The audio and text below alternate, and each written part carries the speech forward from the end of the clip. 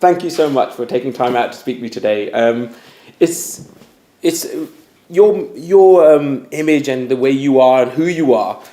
It surpasses you as someone who's quite mischievous and someone who's quite enlightened, but also very humorous and I have to say quite informed in some things that sometimes people don't even take time to consider and take a moment to look at some of the smaller things in life instead of always tackling the big things.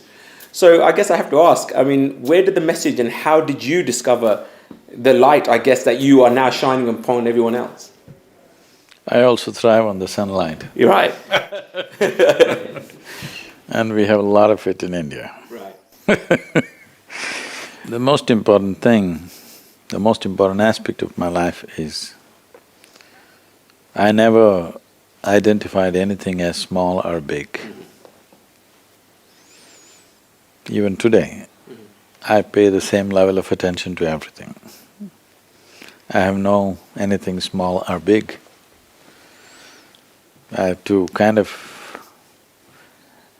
encapsulate that. I can say this. You know, my daughter has been traveling with me since she was 3.5 months of age. Wow.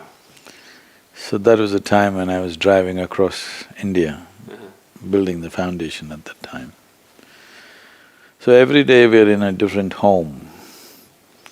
One big problem in the world is every adult want to teach. When they see a child, they want to teach.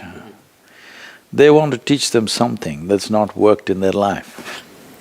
Okay, interesting. Please give me an example of that. It's obvious it's not worked because between most adults and their children, if you look at it, who is more joyful? The child is more joyful. So who should be a consultant for life? It should be the child. So true. It's just that adults, the only qualification that they have is, they came here a few years ahead of the child.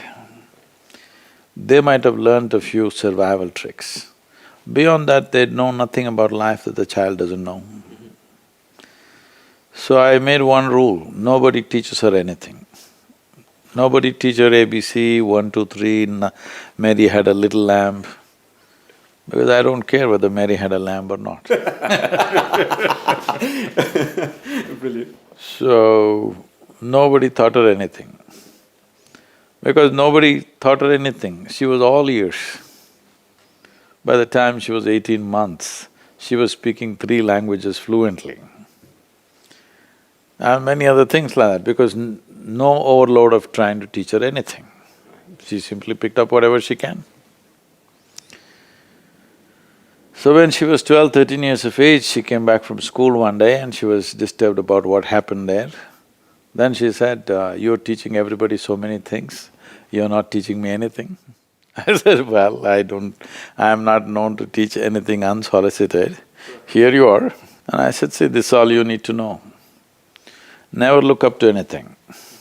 She looked at me like this, with a question mark on her face, whether, what about you kind of thing. I said, not even me.